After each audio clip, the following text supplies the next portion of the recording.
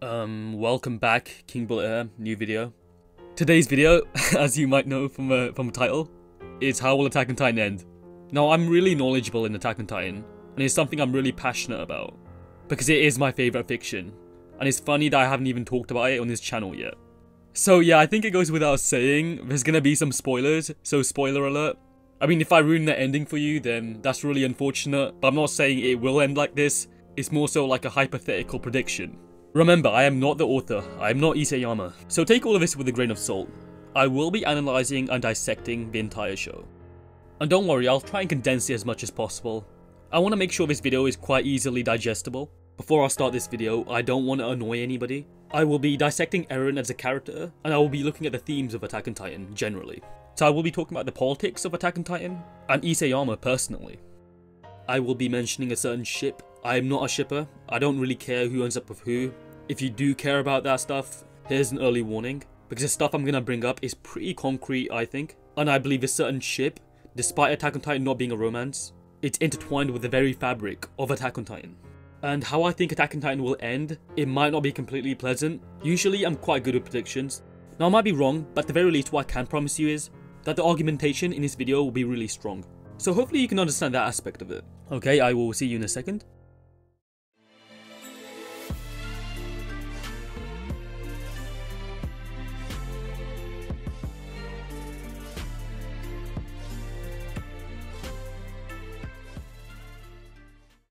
We are talking about the ending. The most important thing to bring up at this point is knowing that Isayama has had 9 years to think about the ending. According to Isayama himself, he conceived the ending for Attack on Titan from its very conception. In fact, he planned the entire show from its very conception. That's why we see lots of good foreshadowing, because Isayama's planned it all. So once you know how I think Attack on Titan will end by the end of the video, I don't want people saying that what if there's a plot twist, or Isayama decides to chuck all of his foreshadowing and character development in the bin and go for a weird and wacky ending. That is possible, but knowing all of this stuff I told you already is highly unlikely. So since 2011 he's known how it's gonna end. However, halfway through the series he changed his mind. So in 2015 he told us that he thought that his original ending was too bleak and unfair for the fans. So from this we can deduce that it was gonna be quite sad. So we know that he wants to incorporate something sad into it, but something not so sad at the same time. Around this time there's a well-known show running called Game of Thrones, and Isayama has told us in the past that he's a big fan. In fact, he's actually done drawings and actually mentioned his passion for Game of Thrones. Game of Thrones fans were actually told about something called a bittersweet ending. The author of Game of Thrones promised that the ending would be bittersweet, meaning there'd be a happy element but a sad element at the same time. So if I had to guess, Isayama probably wants to incorporate something similar to this. The ending of Game of Thrones was disliked by the public generally, so the people to blame for the poor ending of Game of Thrones wasn't the author, but more so the writers of a TV show. Isayama most likely doesn't want a repeat of what they done. Not to say that the Game of Thrones ending was bad narratively, because I thought it did make sense. However, you do also have to look at it from a corporate level. You want an ending that is generally accepted by an audience. Obviously there's various ways you can end the show, and you can be unique about it, that's fine. But it does have to be something well perceived. Because at the end of the day, Attack on Titan is actually a business. Let's talk about Isayama. What do we know about him? Well, we know academically he wasn't too bright, so I don't expect him to use a lot of philosophical referencing. However, he does like his classical literature, so like Greek, Roman mythology, that kind of stuff. So I don't actually think that the ending will be super complex either. The actual influences for Attack on Titan was survival and nutrition. Isayama himself was brought up on a farm, so I think his whole idea of the farm setting is quite important to the narrative of the story, and you'll see why I'm going to go with this later on. One of his other inspirations was his idea of having walls, and within these walls there's class systems. Something he said himself is quite relatable, which does make sense because most societies are influenced from Plato's Republic, in which he mentions a society usually has these class divisions and requires them. So the class system functions by anybody born into that certain class system belongs to that.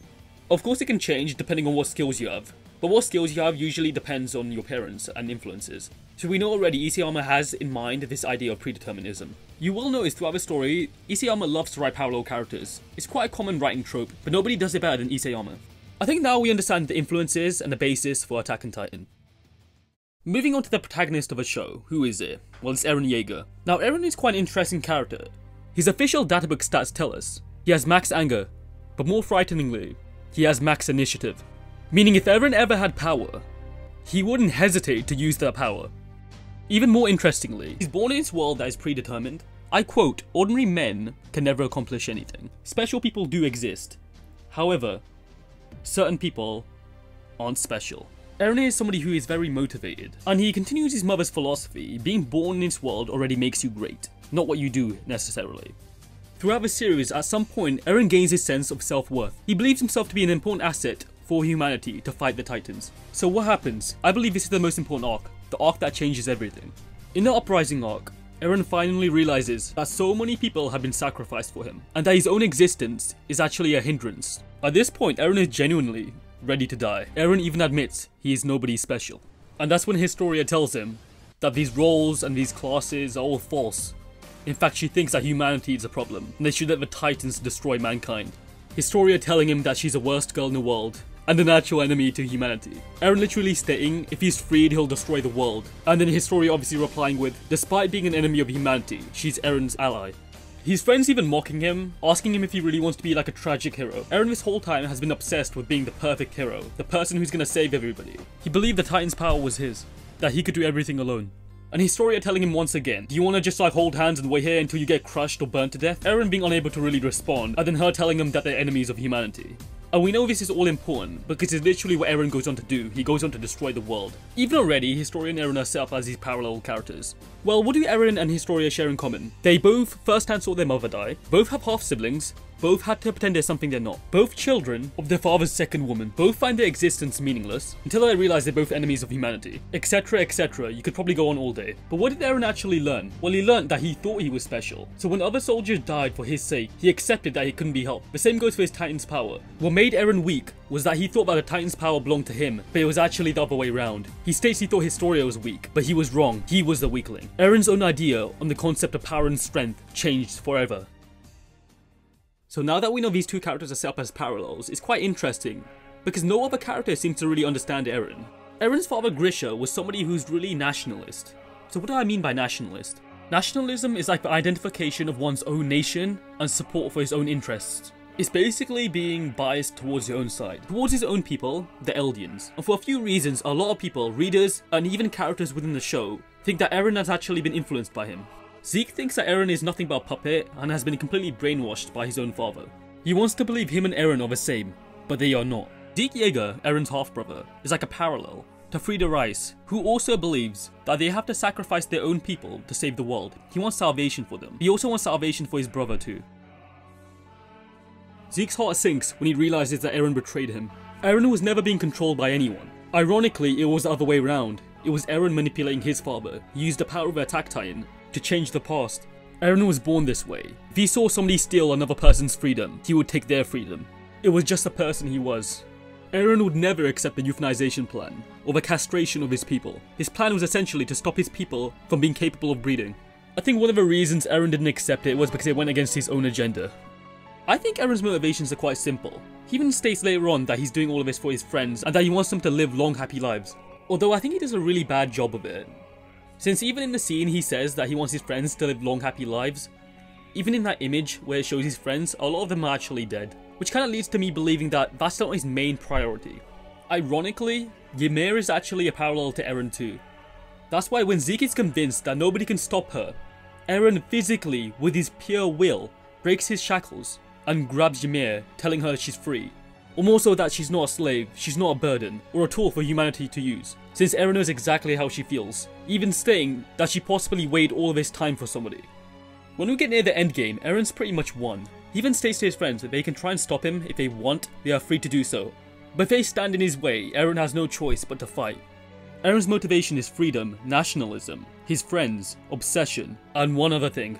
It's something that nationalists love to actually say, but I'll let you know what that is in a bit. Okay, now let's move on to this section, something I was inevitably gonna bring up, and that thing is romance. We have three options. Romantically speaking, he either loves Mikasa, Historia, or nobody. We'll start with Mikasa. Do I think that's a possible option? I personally don't think so. I don't want to start any like shipping wars or anything. Like I said, I don't give a shit. However, Eren has actually stated that he sees Mikasa as a mother figure.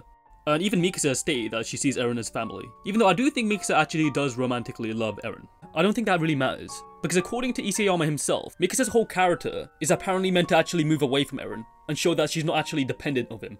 However, I don't think Mikasa can let him go. And I think that's when Mikasa's ignorance, in quotations, kicks in. Isayama thinks people are brought together are too close to be in a relationship. Even people who are like siblings, not necessarily siblings. I mean, even Isayama probably doesn't like the shipping. Now, this might actually sound a little bit sad, but I do actually think Mikasa could possibly die by the end of the show. And the reason I actually think this is because at the beginning, literally in the first chapter, Eren states, "Mikasa, why is your hair so long?" He said he had a nightmare, but he possibly may have seen the future. I've seen Mikasa with her short hair. Apparently it was a terrible dream.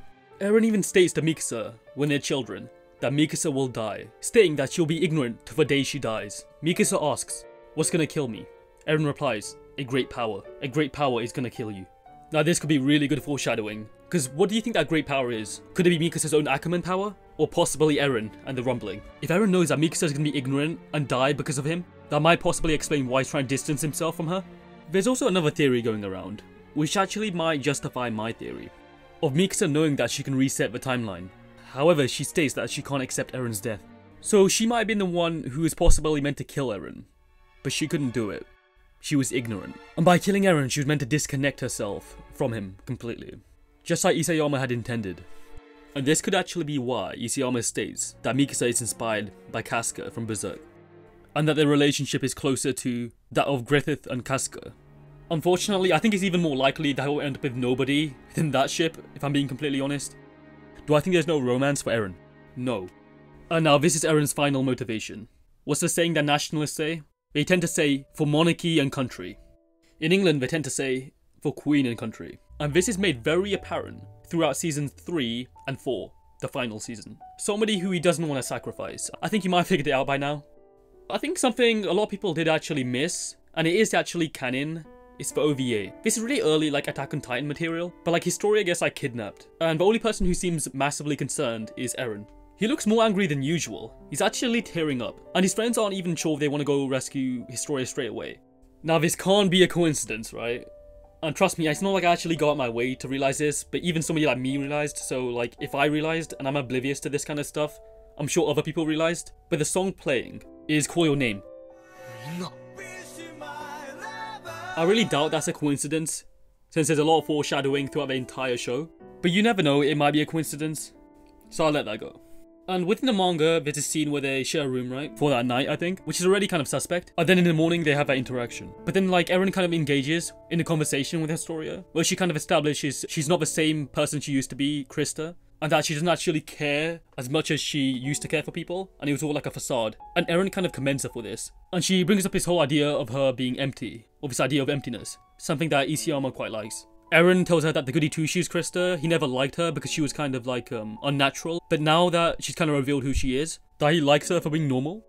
So at the end of Uprising arc, Historia becomes queen, and then she goes back to the farm, which is kind of like an orphanage now. And she has that one interaction with Eren, and they're kind of talking about like wanting to know why the world is the way it is. And then obviously like this is one scene where she like states that she got carried away with the "I'm the worst girl in the world, enemies of humanity" scene, and Eren kind of mocks her for that, and she blushes. But then Mikasa hops in, because she's jealous. So there's obviously something happening. Back to the main source material, like what I was saying earlier, they're perfect parallels with each other, Eren and Historia. And throughout season 4, he states that he doesn't want to sacrifice Historia at all. In one of his scenes, he kind of like looks at Historia and smiles when she's messing around with Mikasa. And Hange actually notices this. Now this is really important, because after the time skip, Hange really pressures Eren on this, and tries to make it seem as if he doesn't really care about her anymore. This massively annoys Eren. You can tell this is like his pressure point. She even says stuff like, "Oh Eren, you've changed your hair up," as if he's trying to impress somebody. Stuff like that. He absolutely starts to flip and tells Hange there was no other way. The other plan that was suggested was a 50-year plan. That wasn't even that bad. It was essentially to start the rumbling, but only partially, just to show the world what they are capable of. Of course, there are other like plans that required less deaths potentially, like the euthanization/castration plan that Eren denied. The 50-year plan was meant to buy them enough time, roughly 50 years, so they could team up with a nation called Hiruzu to develop technology that would allow them to protect themselves. However, the plan required a certain somebody, a certain royal, to actually inherit the Beast Titan, from Zeke Yeager. So there's literally one other royal left other than Zeke Yeager, and only a royal can use the Beast Titan effectively. And that was Historia. And the plan was for her to have as many children as possible, so they could inherit the Beast Titan from her. So essentially, the people who were being affected were the enemy to some small degree, but also Historia and her children, unfortunately. And straight away, the only person to stand up for her and reject this plan was Eren, of course. Historia begins to tear up, and she remembers what Eren does here. I know once again, Hange notices Eren's eyes change. This is actually a parallel to what Jon does for Mikasa, but more importantly, an actual parallel to Grisha and Dina Fritz. Now, this is how the show seems to function. If you save somebody, that is the greatest thing you can do for somebody, and they will become a dedicated follower of yours. Weirdly enough, and I don't think this is a coincidence either, every kind of trait in Attack on Titan that leads to somebody loving somebody else can actually be found in Eren and Historia's relationship. What should also be noted is that Historia is also a parallel to Ymir, the founder. And if you look carefully, the backstories are quite similar. And there's also a very good case to be made that Eren is a parallel to the Earth Devil. And then we have the actual law supporting this, and of course one of Eren's goals is to free the founder Ymir. This puzzle is actually coming together. Now, we all know what happens next. Historia becomes pregnant. But then the higher-ups kind of question why. They think that it's too convenient. Now, they're really misogynistic. They kind of roast her. They literally call her lowborn for a premarital sexual relationship. And what they kind of moved on to was this idea that it wasn't a coincidence and that she was trying to delay the 50-year plan, which I think is a pretty good hypothesis. Other than completely contradicting itself, because why would Historia want to have a child who is nothing but a burden or a role, or nothing but a plan? Ymir told her, live a life you can be proud of. Is that something to be proud of? Apparently the father is Historia's childhood bully, and they say he threw like rocks at her when she was like younger or something. However, this like whole backstory is actually cut out of the anime, so it's probably not even relevant. Even when Historia is giving birth, you just see him in the background. He's pretty much like, hey, I hope you're doing well, yeah. It just seems like he's really disconnected from everybody, and he doesn't really want to be there. So why do I think it's Eren? Well, because like the farmer actually shows traits that are really similar to Eren, and I think the only person Eren really smiles around is actually Historia, ironically. Even in the anime already, there's a possibility Eren is actually a parallel to Falco, who might actually be in the same situation, but he doesn't want Gabi to become a Titan shifter, because he doesn't want her to get hurt. And this actually might be the reason why Eren says this. Thing is, I don't want this other candidate to be picked. Why not? Is this rival of yours a girl by chance? She's famous around here. She did incredible things in the war. I know I'm bringing this up, but the parallel idea is actually important to Attack on Titan because a lot of characters are similar to each other for some reason. We even see like Eren and Gabi have this really similar scene, the mirror scene. You could probably see the irony with the whole mirror scene, you know, mirror reflection. Regardless, the imagery we see throughout the entire series is Eren kissing Historia's hand. And now we all know what happens in this moment. He sees the future. But every time this is kind of brought up, it's always linked into Eren's ambitions, stating things like, even if all of this is what I wanted. And now to kind of solidify all of this, you know how it works, I always show evidence and then save the best till last. Chapter 130. Historia is one of the first people that Eren tells about the plan, alongside Floch. He warns Historia that their options, together, are to fight or run away. And I say together because it literally says our only options. But Historia kind of lets him know that she knows and that there's no need to run or fight. She notes that there was no other way, but she was glad that he defended her back then, and that everybody acted for her sake. And she said that was enough for her. But with an awkward silence, Eren says, maybe for you, but not for me. Now this is very strange, because her face drops, and then she kind of replies with what, but the what is kind of spaced out, as if she's confused. After Eren tells Historia his actual plan, which is to start the rumbling, but do an all-out rumbling, and crush the entire world, reserving a people only in Paradise Island. She tells Eren that this plan is really messed up, and that most of the people beyond the walls are similar to him and his mother, and that they will be killed all of a sudden without knowing why. And Eren answers that he knows. He states he has to do this. He says that they want her, specifically, to birth a child whose only purpose in life is to become a sacrifice for the island. And that he wants to end this cycle of parent and child eating one another. He states he won't let them. Historia wanting to do everything in their power to stop him, since she can't live with the guilt. Now most importantly, Eren says if it's too much for her to endure, that he can manipulate her memories using the Founding Titan power. But Historia says she can't. This is interesting because Eren literally could have beaten all of his friends, Mikasa, Armin, all of them included, by using a Founding Titan to manipulate them and stop them from attacking him, because he didn't want to strip them of their freedom, he wanted to conserve that. However, in this situation with Historia, he's not willing to do that, meaning this actually transcends his goal of freedom itself. And that's when Eren hits her with the killer line, or the killer chat-up line, I suppose. You're the girl who saved me that day. You're the worst girl in the world. Repeating her lines back to him. The lines she used to save him and salvage him. And then it cuts to a flashback with Zeke, where Zeke says he thinks that Mikasa actually loves him. And as Zeke is actually saying this, the memory that Eren thinks of instantly is the conversation between him and Historia. Now paneling isn't random, so we all know what this means. Eren then brushing off what Zeke said by saying, what the hell are you talking about? Then cutting to the scene, I've got 4 more years to live at most. And Historia saying, what would you think about me having a child? And then Eren presumably saying, their lives will continue even after I die. He wants them to live long happy lives. Where does this conversation take place? Well, it takes place on a farm. Remember what I said at the beginning? A farm was where Isayama, the author himself, was raised. So it would be an important setting. Moving on to the theme of children and the future. How are they interlinked? Well, in chapter 134, we can see how they're linked. But chapter begins with Historia giving birth, as Eren is literally destroying the world, so there's a juxtaposition going on here, quite an ironic one. And within this chapter, we see that humans are still fighting for survival, and this one horrific scene where Eren's chasing humans down this cliff. We see humans struggling to pass down a baby, so that the baby will survive. And it's not the first time we've seen children being referred to as a future.